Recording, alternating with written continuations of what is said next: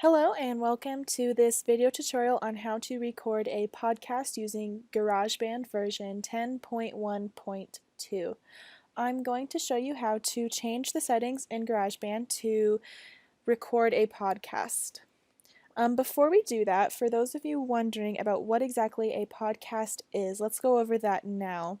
A podcast is a digital audio file made available on the internet to download or subscribe to.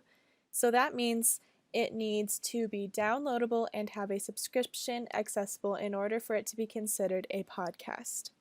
It also must be saved as an MP3 file, which we will discuss the importance of that later on, and it must be published to an RSS feed so it can be subscribed to and downloaded by your potential viewers. Lastly, a podcast is more than an audio file. What makes a podcast is the content. Name your show and brand your cast. Podcasts can be used and made by anyone these days, and it's important to know how to use the technology.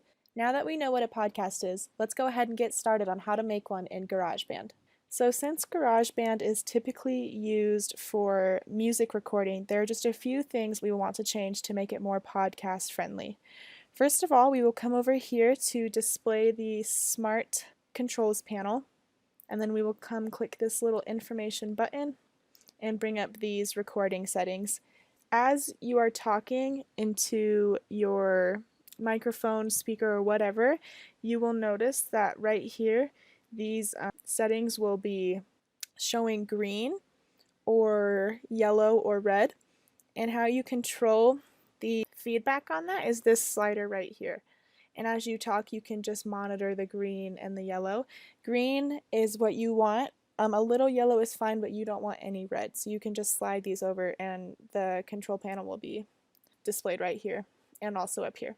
Secondly, once you have that done, we're going to want to come up here to our display mode and change that from beats and project to time.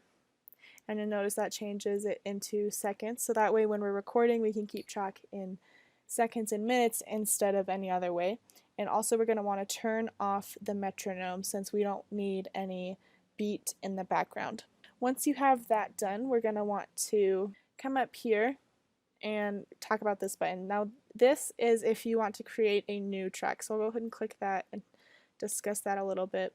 This is mainly used for if you would like to have a guest speaker or a co-host on your podcast. This is where you would go. You would typically have another microphone connected to your laptop, and you would have set it up as input 2, and therefore you would select it in that category right now, and anything your guest or co-host spoke would automatically go on that second track through input 2. But we'll just keep it on input 1 for demonstration purposes since I only have input 1.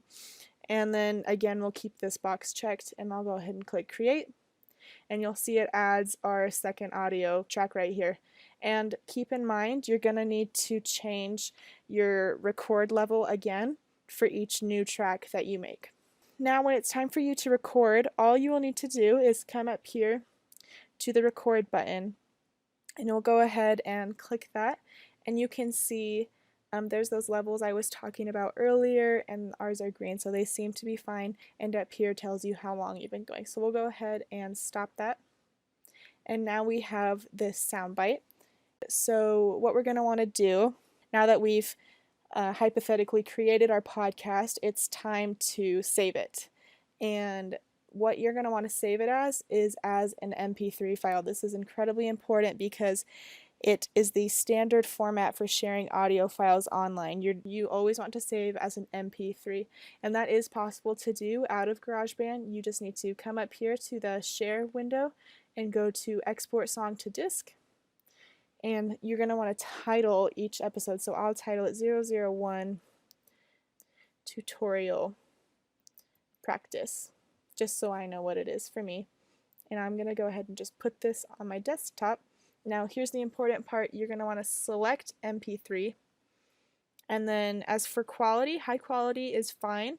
It works just great, but if you're worried about your file size being too big, you can go to medium quality and it shouldn't take out too much. However, ours is very small, so we'll keep it at high quality, and we'll go ahead and click export. And there we go. And then if I come down to my desktop, here it is. And that is how you make a podcast in GarageBand. Thanks for watching.